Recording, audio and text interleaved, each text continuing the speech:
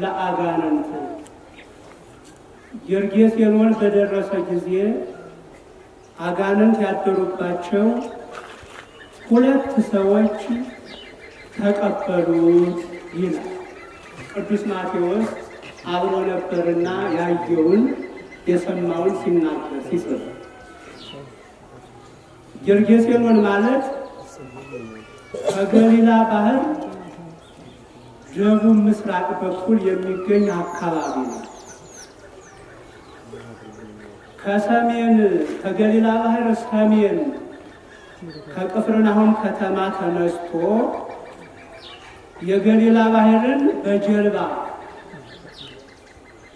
አቋርጦ በደቡብ ምስራቅ ጌርጌሴኖን ከሚባለው አካባቢ ሲደርስ ማለት ነው ሁለት አጋንንት ያደሩባቸው ሰዎች ተቀበሉት። ወእኩያን ጥቀ አጋንንቱ ከሚያሰሯቸው የተነሳ እነዚህ ህመምተኞች አጋንንት ያደሩባቸው እጅግ ክፎች ነበሩ። ወኢያበጉሁ መኑሂ ይህልፍ እንተ ይእቲ ፍኖት ማንም ማን በዚያ መንገድ ያልፍ ዘንድ አይፈቅዱም ነበር። አጋንንት ያደሩባቸው ሰዎች በድንጋይ ያሳድዱ ነበር። የሚኖሩት መቃብር አካባቢ ነው። በዚያ ስፍራ በመቃብሩ አጠገብ ባለው መንገድ ማንም ሰው እንዲያልፍ አይፈቅዱም። በድንጋይ ያሳድዱት ነበር እና ሁሉን አሳቀው የሚኖሩ ናቸው። እንዲያውም ቅዱስ ማርቆስ ቅዱስ ሉቃስ ሲጽፉ ደግሞ በአንዱ በተናጋሪው አማካኝነት ታሪኩን ሲያስቀምጡ በሰንሰለት ይታሰራሉ፣ በእግር ብረት እግራቸው ይታሰራል። እግር ብረቱንም ይሰብሩታል፣ ሰንሰለቱንም ይቆርጡታል። እንደ ክር ነበር የሚበጥሰው ጋኔን። የሚያኖራቸው በመቃብር ስፍራ ነው። ያስጨዋቸዋል። በድንጋይ ሰውነታቸውን እንዲዋጭሩት እንዲያደሙትም ያደርጋቸው። ሌላውን ማህበረሰብ ብቻ ሳይሆን ለሰውነታቸው ለራሳቸው እንኳን አይራሩም ነበር። ከመንፈሱ የተነሳ በድንጋይ እንዲዋጭሩት ያደርጋቸው ነበር እና ወደ እነዚህ ሰዎች ነው ጌታችን ኢየሱስ ክርስቶስ በቀረበ ጊዜ እኒህ ጋኔን ያደረባቸው ሁለት ሰዎች አጋንንት ያደሩባቸው ሁለት ሰዎች ወደ እርሱ ቀረቡና መጻይከኑ ዝየትስድደነ ወዘእንበለ ይብጻሕ ጊዜሁ ተሳቀየነ ጊዜው ሳይደርስ ልታሰቃየን ልታሳድደን ወደዚህ መጣህን ብሎ መንፈሱ በሰዎቹ አማካኝነት ተናገረ። ጊዜው ሳይደርስ ልታሰቃየን ልታሳድደን ወደዚህ መጣህን አንተ ቅዱሱ የእግዚአብሔር ልጅ ኢየሱስ ክርስቶስ ሆይ በማለት አጋንንቱ ተናገሩ። ጌታችን ኢየሱስ ክርስቶስን ስምህ ማን ነው ብሎ ሕመምተኛው ሲጠይቀው ስሜ ሌጌዎን ነው አለው። ሌጌዎን ማለት በሮም ወታደር ቤት የአንድ ብርጌድ የምንለው በሀገራችን አንድ ብርጌድ የምንለው አለ አይደል? ልክ እንደዛ አንድ ብርጌድ እንደማለት ነው። 6000 የወታደር ቁጥር የያዘ የብርጌድ ስም ነው ሌጌዎን ማለት። ጋኔኑ ስም ማን ነው ሲባል እገሌ ነኝ ልል አልችልም፣ 6000 ነን ማለት ነው። 6000 አጋንንት በሁለት ሰዎች ላይ ሰፍሮባቸው፣ ስለዚህ ከሰው ጋር አያኖሯቸውም። የሚያኖሯቸው በመቃብር ስፍራ ነው። በዚህ አካባቢ ማንም ሰው እንዲያልፍ አይፈቅዱም። በድንጋይ ያሳድዳሉ፣ ይጮሃሉ። እንዲህ ሆነው ነው የሚኖሩ። በዚህ ጊዜ ጌታችን ኢየሱስ ክርስቶስ ከሰዎቹ እንዲወጡ መመሪያ ሰጠ። ከሰዎቹ እንዲወጡ መመሪያ ሲሰጥ አንድ ነገር አጋንንቱ ለመኑ። በዚያ ስፍራ ራቅ ብሎ 200 ያህል የአሳማ መንጋ ይሰማራ ነበር። እመሰ ታወፅአነ ፈንወነ ከመ ንባዕ ዲበ አህሩ። እባክህ ከሰዎቹ ካስወጣህን በአሳማዎቹ ላይ ሄደን እንድናድር ፍቀድልን አሉት። በደንብ ልብ እንድንለው የፈለኩት ይህንን ኃይለ ቃል ነው። ከሰዎቹ ካስወጣህን በአሳማዎቹ ላይ ሄደን እንድናድር ምን በልልን? ፍቀድልን። ዝም ብሎ መሄድ አይቻልም። አይቻልም ማለት ነው። አይቻልም ማለት ነው። እንኳን በሰው ላይ አይደለም በአሳማዎች ላይ እንኳን ለማደር ፈቃድ መጠየቃቸው ነው። በሕይወታችን ላይ የሚከናወኑ ክንውኖች ሁሉ ያለ እግዚአብሔር ፈቃድ አይከናወኑም። ልብ ብላችሁ ያዙ። ከሰዎቹ ካስወጣህ ካሳደርከን በሪያዎቹ ላይ ሄደን እናድራለን አላለ። በሪያዎቹ ላይ እንኳን ወይም በአሳማዎቹ ላይ እንኳን ሄደን እንድናድር እባክህ ፍቀድልን። ፈቀደላቸው። ወዲያውኑ 6000 አጋንንት በ200 አሳማ ላይ ሰፈረ። ከአንድ ቀፎ ውስጥ ያለ ንብ ወደ ሌላው ቀፎ ሂዶ ግልብጥ ብሎ እንደሚገባው አይነት ከሰዎቹ ወጥተው አጋንንቱ በእሪያዎቹ ላይ ወይም በአሳማዎቹ ላይ ሄደው ሰፈሩ። አሳማዎቹ እራሳቸውን ሳቱ። አብደው ሩጠው አጋንንቱን እንደያዙ ባህር ውስጥ ሰጥመው ሞቱ። 200 አሳማ በአንድ ጊዜ አብዶ ባህር ውስጥ ሰጠመ። ይህንን ቅዱስ ዮሐንስ አፈወርቅ ሲያብራራ ብዙ ነገር አስተምሯል። አንደኛ ያለ እግዚአብሔር ፈቃድ በሰውነታችን ላይ በእኛ ላይ አጋንንት አያድርም። እግዚአብሔር ሲፈቅድ ብቻ ነው በሕይወታችን ላይ አጋንንት ማደር የሚችል። የሚፈቅድላቸው ለምንድን ነው?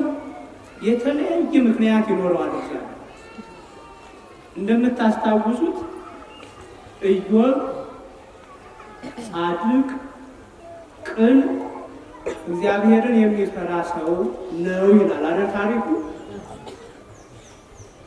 በሱ ሀብት ላይ፣ ልጆች ላይ፣ ሕይወት ላይ አጋንንት ለማደር እግዚአብሔርን አስፈቅዶ ጋኔን እግዚአብሔርን አስፈቅዶ የኢዮብን 3000 በጎች፣ 500 ጥማድ በሬ፣ 500 አህያ፣ 3000 ገመሎችን በአንድ ጊዜ አጥፍቶበታል። ከማን ተፈቅዶ? በማን ሀብት ላይ ነው? ኢዮብ ክፉ ሰው ነው። የሚታመን ሁሉ የሚፈተን ሁሉ ክፉ ሰው ኃጢአተኛ ሰው እንዳይመስላችሁ። ጻድቅም እንዲህ ይሆናል፣ ይፈተናል። እግዚአብሔር የኢዮብን ጽድቅ ለማሳየት እንዲህ አድርጓል። ሀብቱን ከጨረሰ በኋላ ደግሞ ምን ሀብቱ ቢጠፋ ልጆች አሉ፣ ጤነኛ ነው፣ ምን ብሎ ይክዳል? ልጆቹን ብታጠፋበት ግን አንድ ጊዜ ሰዶም ይክዳል። አላጋነን ጋኔን። ከዚህ በኋላ የኢዮብን ጽድቅ እግዚአብሔር እንዲያውቅ ሳይሆን ዓለም እንዲያውቅ ነው። ዓለም እንዲያውቅ ጋኔን በልጆቹ ላይ የፈለገውን እንዲያደርግ ተፈቀደ። 7 ወንዶች ልጆች 3 ሴቶች ልጆች ነበሩት። በታላቅ ወንድማቸው ቤት ለግብዣ እንደተቀመጡ ሰይጣን አውሎ ነፋስ አስነስቶ ቤቱ ተደርምሶ ልጆቹ እንዲሞቱ አደረገ። 10 ልጅ ኢዮብ በአንድ ቀን አጣ። ኢዮብ በዚህ ጊዜም እግዚአብሔር ሰጠ፣ እግዚአብሔር ነሳ፣ እግዚአብሔር ምን ይበል ምን ይበላል? እግዚአብሔር ይመስገን ብሎ አለፈ። አደጋው የሚደርሰው በማን ፈቃድ እንደሆነ እያያችሁ በእግዚአብሔር ፈቃድ መሆኑን አስቡ። የሚታመመው ሁሉ ኃጢአተኛ ነው እንዳትሉ። ስንታመምም ያለ እግዚአብሔር ፈቃድ ቫይረሱ ነው ጋኔኑ ነው እንዳለ። ምክንያቱን እግዚአብሔር ነው የሚያውቀው። ያለ እግዚአብሔር ፈቃድ በሕይወታችን ላይ የሚሆን ነገር የለም። ያለ እግዚአብሔር ፈቃድ አሁንም ጋኔን ወደ ኢዮብ ሄደ። ምን ልጆቹ ቢጠፉበት ጤነኛ ነው፣ ወጥቶ ወርቆ አርሶ ቆፍሮ ይበላል። ግን በሕይወቱ ላይ በጤንነቱ ላይ አንድ ነገር ብታደርግ ፈጽሞ ይክዳል አለ። አሁንም እግዚአብሔር ልቡን ወይም አይምሮውን እንዳትነካ በስጋው ላይ የፈለግከውን አድርግ አለ። ወዲያውኑ ሰይጣን ሄደ። በሕይወት በጤንነት ያለውን ኢዮብን ከራስ ፀጉሩ እስከ እግር ጥፍሩ በቁስል መታው።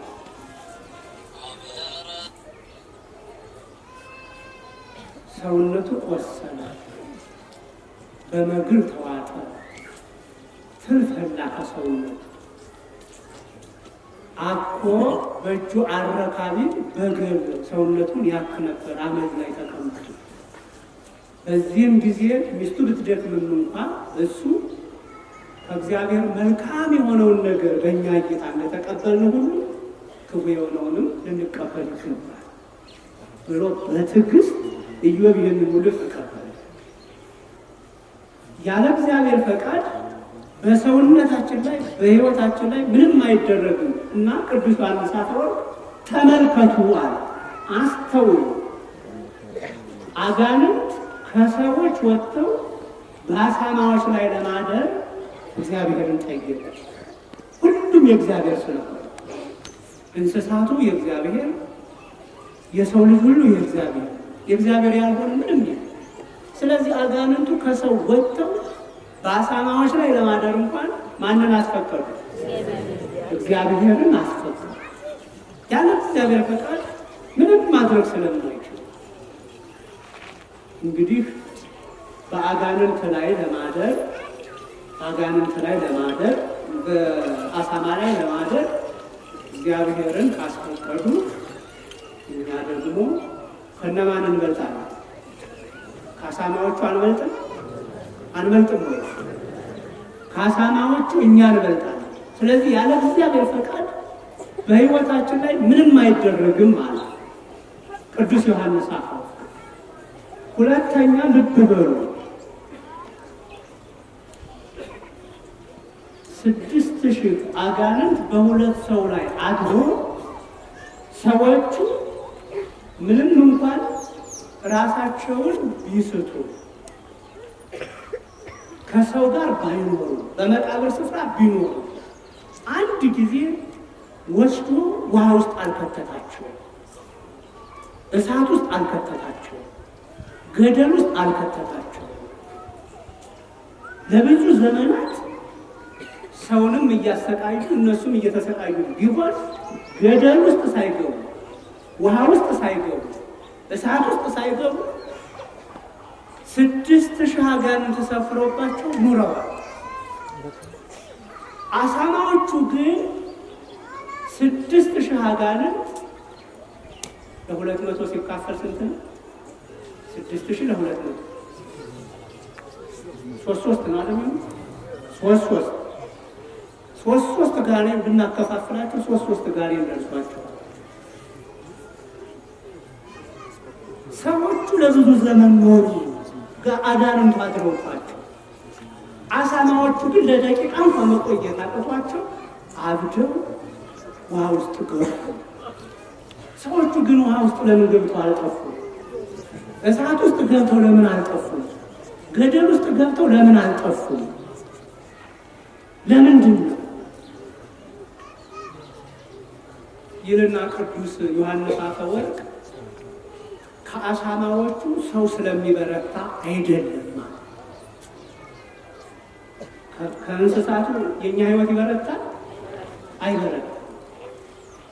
በየትኛውም ሰው ላይ አጋንንት እንዲያድሩ ቢፈቅድም ሰውየውን የሚያሰቃዩበት ደረጃ እንዲለያያል ወስኑ የሚያሰናብታቸው።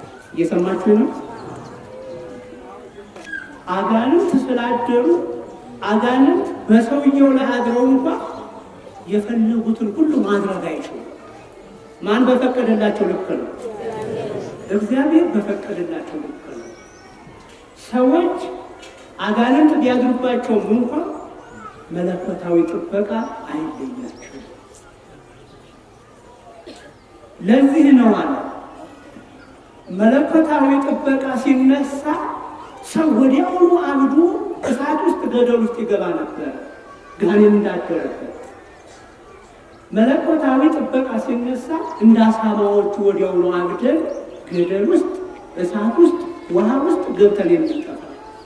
ጋኔን እንኳ ይዞ በእኛ ሰውነት ላይ አድሮ እንኳ የእግዚአብሔር መለኮታዊ ጥበቃ ስለማይለየ እንኖራለን አለ።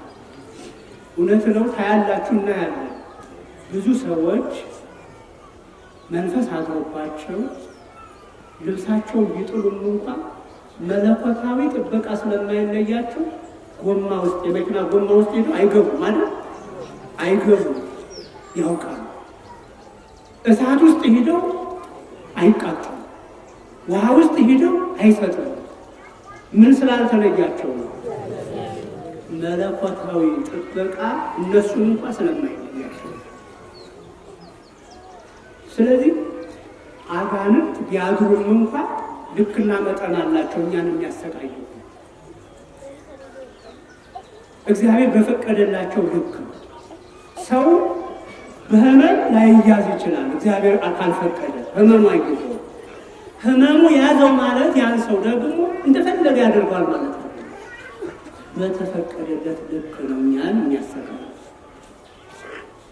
አሁን ምንድን ፈልጌ ነው? ይህ አስፈሪ ዓለም አቀፍ ስጋት፣ ዓለም አቀፍ ወረርሽኝ ሁላችንንም አስጨንቋል አይደል? አስጨንቋል። ከዚህ ታሪክ ግን ምንድን ነው የምንማር? አጋንንቱ ከሰዎች ካስወጣህን በአሳማዎች ላይ እንኳን ሄደን እንድናድር እባክህ ፍቀድልን። ያለ እግዚአብሔር ፈቃድ በአሳማ ላይ በእንስሳት ላይ እንኳን ማደር ስለማይችል፣ ስለዚህ የቱንም ያህል አሰቃቂ ቢሆንም የቱንም ያህል ቀሳፊ ቢሆንም ያለ እግዚአብሔር ፈቃድ በእያንዳንዳችን ላይ ማደር ይችላል። ይህ ቫይረስ መጋባት ይችላል። ይህንን እንዳትረሱት። ካደረም ደግሞ እግዚአብሔር ፈቅዶ ነው። በጋኔን የተያዘ ሰው በቅጽበት እንደማይጠፋ ሁሉ በዚህ ቫይረስ ተያዝን ማለት ሞትን አለቀልን ማለት ነው። ይህንን እንዳትረሱ። እግዚአብሔር ሳይፈቅድ አንታመም። እግዚአብሔር ፈቅዶ ብንታመም ደግሞ አንሞት። እሺ አስታውሱ፣ 3ቱን ወጣቶች እግዚአብሔር ወደ እሳት እንዳይገቡ አላደረገም። አይደለም። ወደ እሳቱ ምን እንዲሉ አደረገ? ፈቀደ። እንዲገቡ ፈቀደ።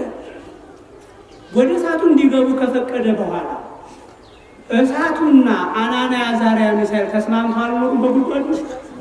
በላቸው እንዴ? ግን እኮ እሳቱ ጋር ነው ያለው። ህመሙ በእኛ ሰውነት ላይ ወይም ቫይረሱ በእኛ ሰውነት ላይ ተሰራጨ ማለት በላን ገደለን ማለት ነው። እሳትና አናንያ አዛርያ ሚሳኤል ተስማምተው ተቀምጠዋል።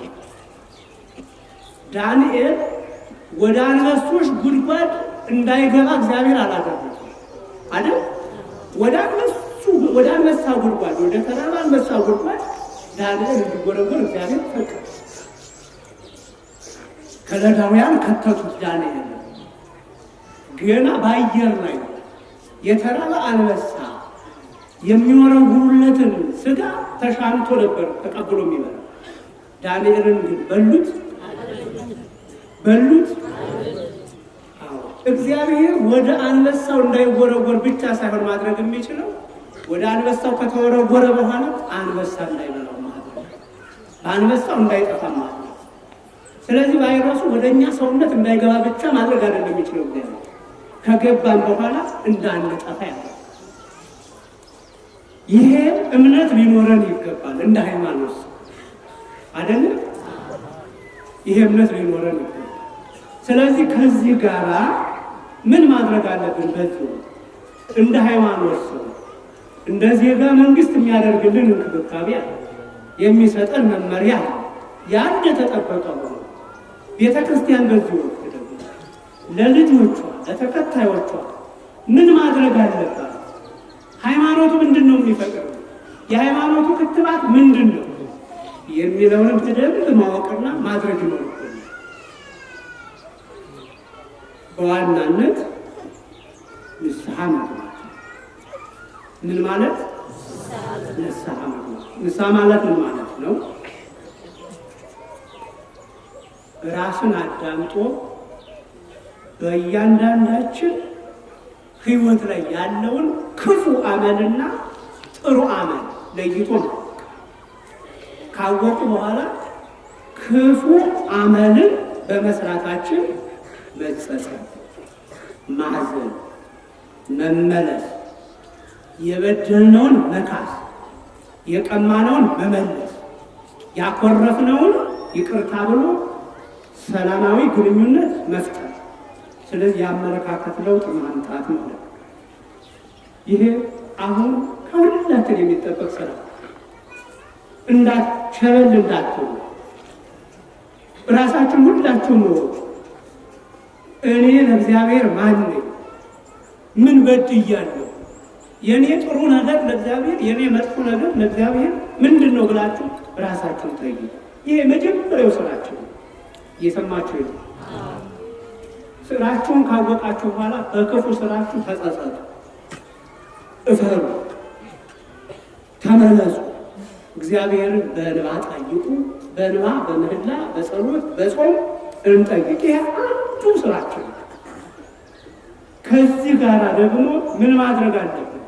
ቅድም እንደተባለ እኛም እናንተ በንስሐ ሆነን በምንጸልየው ጸሎት በተለወጠው ዕጣን ማጠን። ይሄ ባህል አይደለም፣ ሰው ሰራሽ አይደለም። ሙሴ ከእግዚአብሔር ተቀብሎ ወረርሽኝን ያጠፋበት ክትባት ነው። ኦሪት ዘኍልቍ ምዕራፍ 16 ከቁጥር 1 ጀምሮ ምዕራፉን እናንበበው። ቤታችን ገብተን ምን ሆነ መሰላችሁ? እንግዲህ ሙሴ የበግ እረኛ እንደነበረ እናውቃለን ሁላችን። ከበግ እረኝነት አንስቶ እግዚአብሔር የእስራኤል እረኛ እንዲሆን አደረገ። አሮንም ተራ ሰው ነው፣ የሙሴ ወንድም። አሮንን ደግሞ እግዚአብሔር አንስቶ ካህን አደረገ። ሙሴ የፖለቲካውን መሪነት ያዘ፣ አሮን ደግሞ የሃይማኖቱን መሪነት ያዘ። በማን ፈቃድ? ልብ በእግዚአብሔር ፈቃድ። ያለ እግዚአብሔር ፈቃድ የትም አይደረስ። ቆሬ፣ ዳታን፣ አቤሮን፣ ኦን የሚባሉ 4 ተንኮለኞች ሰዎች 250 ሰው አሳደሙ። ልብ እያላችሁ ነው። ወረርሽኙ በምን ምክንያት እንደመጣና አሮናቱ ወረርሽኙ እንዴት እንደጠፋ እንድንገነዘብ እየሰማችሁ ነው አይደል? ሁላችሁም። ስለዚህ እኒህ 4 ሰዎች 250 ሰው በጣም ተናግረው ይደመጣሉ የሚባሉ ተጽዕኖ ፈጣሪ ናቸው በማህበረሰቡ የሚባሉትን 250 ሰው እንደምንም አድርገው አሳደጉ። ሙሴ የፖለቲካውን፣ አሮን የቤተ ክህነቱን አመራር ይዘው እኛ የምንገለለው ለምንድን ነው? ስለዚህ እኛ መያዝ አለብን። ተነሱ 250 ሰው አስከትለው ሄዱና ሙሴ እንግዲህ ቅዱስ ሁልጊዜ አንተ ብቻ ነህ ማለት ነው? አንተና አሮን ናችሁ ማለት ነው? ይህ ህዝብ እግዚአብሔርን ለማገልገል አይችልም? በዚህ ህዝብ ህይወት ላይ እግዚአብሔር የለም? እግዚአብሔር አላደረበትም? ይህንን ህዝብ እስከ መቼ ነው እናንተ ብቻችሁን የምትመሩት አሉ። ማንና ማን? ቆሬ፣ ዳታን፣ አቤሮን፣ ኦን ወይም አውናን የሚባሉ በጣም ለህዝቡ የተቆረቆሩ መስሎ ክፉ ሰው፣ ተንኮለኛ ሰው፣ የግል ችግር ያለበት ሰው ሁልጊዜም ራሱን አጋልጦ አይደለም የሚመጣ። ለህዝቡ የተጨነቀ ነው የሚመስለው፣ ለህዝቡ የሚያስብ ነው የሚመስለው። ይሄ ህዝብ ቅዱስ አይደለም አለ። በዚህ ህዝብ ላይ እግዚአብሔር አላደረም? አንተ ብቻ ነው እግዚአብሔር ያደረበት? አሮን ብቻ ነው እግዚአብሔር ያደረበት? ስለዚህ ለምንድን ነው እኛ የማናገለግለው የቤተ ክህነቱን ስራ? ሙሴ ሁላችሁም ጽና አዘጋጁ። እየሰማችሁ ነው? ጽና ማለት ምንድን ነው? ይሄ የምናጥንበት ማለት ነው። ጽና ያለ ፍም አድርጉበት፣ ዕጣንም ጨምሮ ለማጠን ነው። እግዚአብሔር የሚቀበለውን እግዚአብሔር ያውቃል። እኔ ተጠርቼ መጣሁ እንጂ ፈልጌ አልመጣሁም። ለዚህ ኃላፊነት ግቡ አለ። ቆሬ፣ ዳታን፣ አቤሮን፣ ኦን ያስተባበሩት 250 ሰው እግዚኦ ድፍረቱና ጽና ይዞ ፍም ጨምሮ ዕጣን ሊያጥን ጀመረ። እግዚአብሔር መርጧቸው ነበር። ከማን አነሸ በሚል እንኳን መንፈሳዊ ስራ እንኳን መንፈሳዊ ስልጣን ስጋዊ ስልጣን ይገኛል? አይገኝም። በመጮህ አይገኝም። በማደም በማሳደም አይገኝም። ይህንን አውቃችሁ እንኑ። እግዚአብሔር የፈቀደ ጊዜ ያነሳል እያንዳንዱ። ስለዚህ እግዚአብሔር ተቆጣ። ሙሴ ከዚህ ህዝብ ፈቀቅ በል፣ በቅጽበት አጠፋዋለሁ። ይህንን ህዝብ ጥቂት ሰዎች ባደረጉ ይህንን ሁሉ ህዝብ ታጠፋለህ አለ ሙሴ። ግድ የለም ከአቤሮን፣ ከቆሬ፣ ከዳታን፣ ከኦን ሰፈር ያለውን ይህን የዋህን ህዝብ አስወጣ። ውጡ በላ። እነዛ ከሰፈራቸው ከድንኳናቸው ብቻቸው እንዲቀመጡ አድርጓል። እግዚአብሔር ተቆጥቷል። ከነዚህ አመፀኞች ጋር ሆናችሁ እንዳትቀጡ ህዝቤ ሆይ ተለይታል። ህዝቡ ተለይቶ ከቆሬ፣ ከዳታን፣ ከአቤሮን፣ ከኦን ሰፈር ወጡ። እነዚህ 4 ሰዎች ከበራቸው ተቀመጡ። ቤተሰባቸው፣ ንብረታቸው ብቻውን ከነሱ ጋር ነው። እግዚአብሔር አንድ መመሪያ ለምድር ሰጠ። ለማን ሰጠ?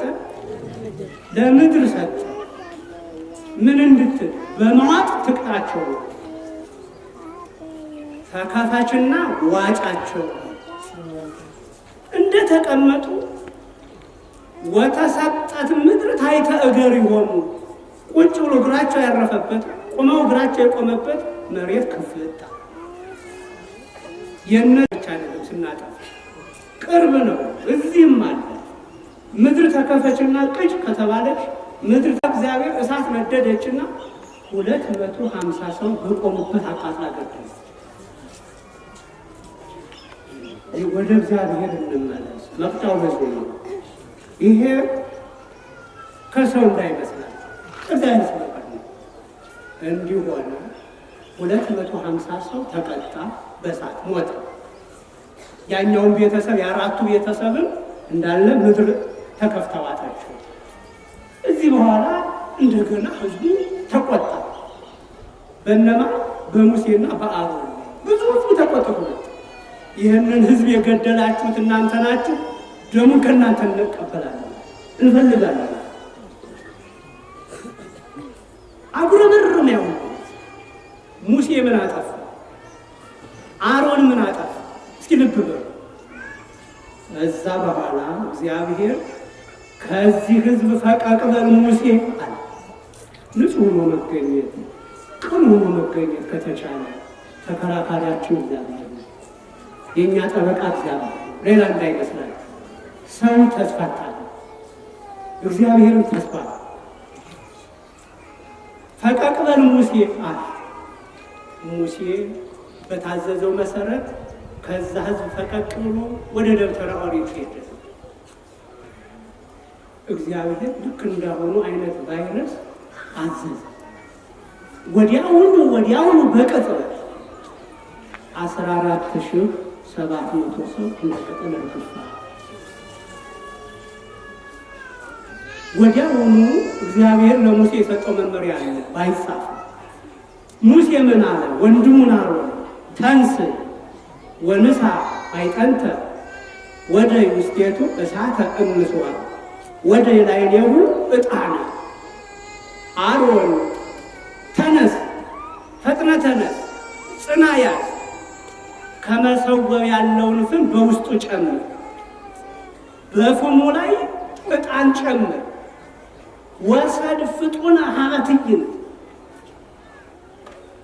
ዕጣኑ እያጨስክ ፈጥነ ወደ ሰፈር ግባ። አሁን እዚህ ማወድ ብቻ አይደለም፣ ወደ ሰፈር ወደ መንደሩ ግባ፣ ወደ መንደሩ ግባ። ወአስተስሪ በእንቲአሆሙ፣ በዚህ ህዝብ ላይ የእግዚአብሔር መቅሰፍት ዘንሟልና ስለዚህ ህዝብ አማልድ። ሂድ ዕጣኑን ይዘህ እያጠንክ አማልድ፣ ይህንን ህዝብ አስታርቅ፣ ተነሳ። ወዲያውኑ አሮን ፈጥኖ ጽናውን ያዘ፣ ፍሙን ጨመረ፣ ዕጣኑን ጨመረ። ሙሴ ባዘዘው መሰረት ወደ ሰፈሩ ገባ። ሲገባ እንግዲህ እስከሚዘጋጅ ድረስ 14,700 ሰው የሞተ። እግዚአብሔር ታደገን እንጂ እንዲህ እኮ ነው እግዚአብሔር ሲቆጣ። ይመለስልን እንጂ እግዚአብሔር ይመለስልን፣ ይቅር ይበል እንጂ ምን ዋጋ አለ? በእኛ ነው ይኸው ኑሯችን እንዲህ አለ። በአንዲት ደሳሳ ጎጆ ስንት ድሃ ቤተሰብ ነው የተቀማጠ። ተራርቀን እንጨርሰዋለን። ያኗኗር ዘይቤያችን እንደምታዩት አለ። ስለዚህ በዚህ አያያዝ፣ በዚህ አኗኗር፣ በዚህ የድህነት ደረጃ እንተርፋለን ወይ? አንተርፍ። እግዚአብሔር ይመለስልን፣ እግዚአብሔር ይመለስ። ስለዚህ በቅጽበት ተመልከቱ 14,700 ሰው እንደ ቅጠል እርግፍ። ከዛ በኋላ አሮን 14,700 ሬሳ በዚህ ተጋድሎ። አሁን የጣሊያንን እያያችሁት ነው አይደል? በማህበራዊ ሚዲያ የተለቀቀው አስከሬኑ እንዳለ ዝም ብሎ ተረፍርፎ፣ ልክ እንደዛ አስከሬኑ የ14,700 አስከሬን ወድቋል። አሮን በሬሳውና በሕይወት ባለው ሰው መካከል ጽናውን ያዘና እየጸለየ ይህንን ህዝብ ይቅር በል እያለ አጠነ። ወቆመ ማእከለ ሕያዋን ወሙታን ወሀደገ ብድብድ። አሮን በሬሳውና ሕያው በሆነው ሰው መካከል ቆመ፣ ጸለየ፣ አጠነ፣ አማለደ። ወረርሽኙም ቆመ።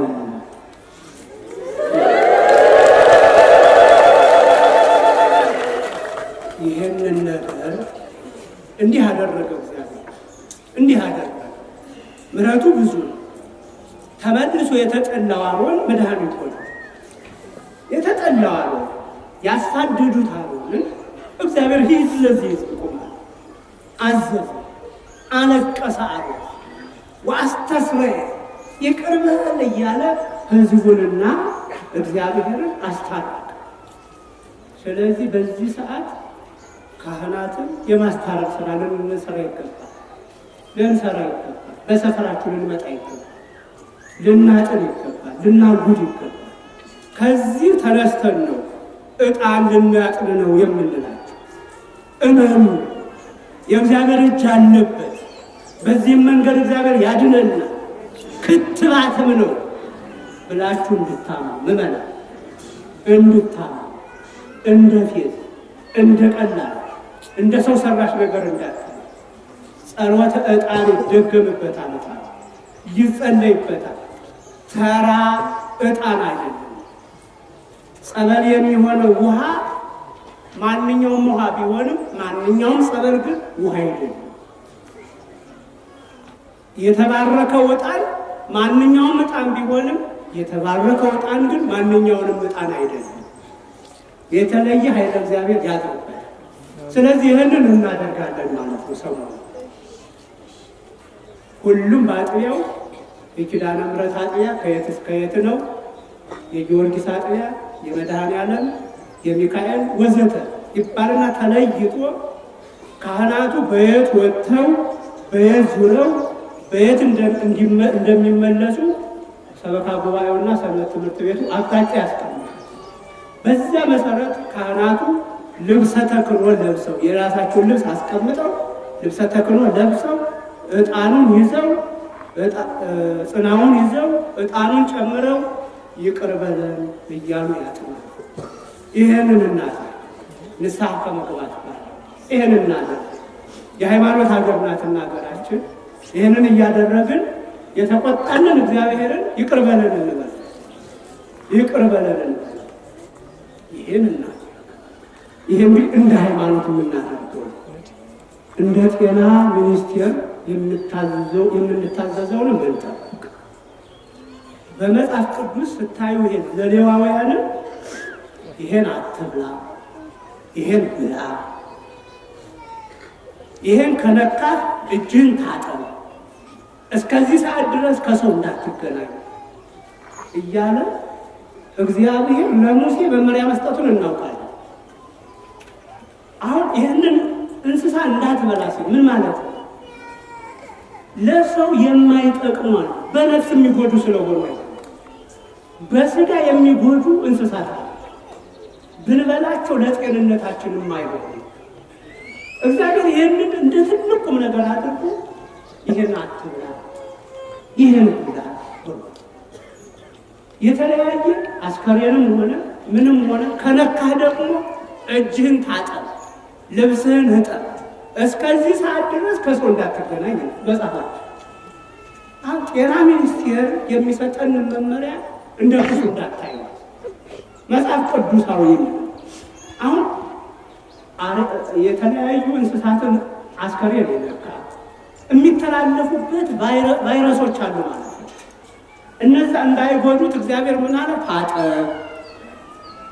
እነዛ ወደ ሌላ ሰው እንዳይተላለፉ እስከዚህ ሰዓት ድረስ ብቻህን ቆይ አለ እግዚአብሔር። ስለዚህ ይሄ ጤና ሚኒስቴር የሚያዘው ከሃይማኖት ጋር የሚጋጭ ነው ብላችሁ እንዳትወስዱ። ከድህነታችን ከአኗኗር ዘይቤያችን አንጻር ምን እናድርግ ይሆን የሚለው ነገር ቢያሳስበንም በደሳሳ ጎጆ በአንዲት ክፍል 7-8 ቤተሰብ ነው የሚኖረው። ይህም ቤተሰብ እንዴት አድርገን እንቀንሰዋለን? ይሄ ቢያስጨንቀን በተቻለ መጠን ግን የቤተ ክርስቲያናችንን ራስ ቅዱስ ፓትርያርኩ እንደነበሯቸው ስርዓተ አምልኮት በምታካሄዱ ጊዜ ዘርዘር ብላችሁ ተቀመጡ። ልጆች ዘርዘር ብላችሁ ቁማችሁ አስቀድሱ። ቤተ መቅደሱ ላይ በስታችሁ አትቁሙ። የሚቆርቡት ብቻ እየገቡ ይቁረቡ። ቀዳሾቹን ብቻ መቅደስም ላይ ቀዳሾቹ ብቻ ይቆሙ፣ ሌላው በመተፋፈግ እንዳይጎዳ ውጭ ይቆሙ ብለው ፓትርያርካችንም አዘዙ። ዶግማውን ቀኖናውን አይተው ከዛ አንጻር መመሪያ ነው። ስለዚህ ይህንን እኛ እንጠብቀው አንጎዳ። ይህን ማድረግ ከሃይማኖት መብረድ መቀዝቀዝ ማለት አይደለም ነው አይደል? ይህንን እናድርግ።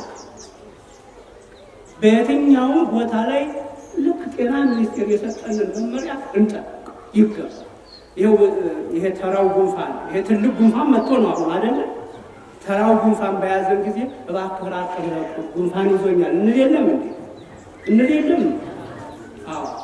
አይ ጉንፋን ይዞሃል መሰል ወንድሜ ትንሽ ፈቀቅ ብለህ ቁም አንልም እንዴ? እንላለን። ምንም ችግር የለውም። እውነት ነው። ጉንፋን ይዞኛል አትቅረበኝ፣ ጉንፋን ይዞሃል አትቅረበኝ እንባባላለን። ይህንን አሁንም እናድርገው ማለት ነው። ሌላ ነው። እሺ ይህንን እናድርግ። አይዟችሁ፣ እግዚአብሔር አለ። ተስፋችን እግዚአብሔር ነው። የእኛ ረዳት ከሰማይ ነው። የእኛ ረዳት ከእግዚአብሔር ዘንድ ነው። አይዟችሁ፣ እግዚአብሔር ይርዳል። እግዚአብሔር ይርዳል። ስለ አብርሃም፣ ስለ ይስሐቅ፣ ስለ ያዕቆብ፣ ስለ ቅዱሳን ሁሉ ብሎ እግዚአብሔር ይቅር ይበለን። ወስብሐት ለእግዚአብሔር።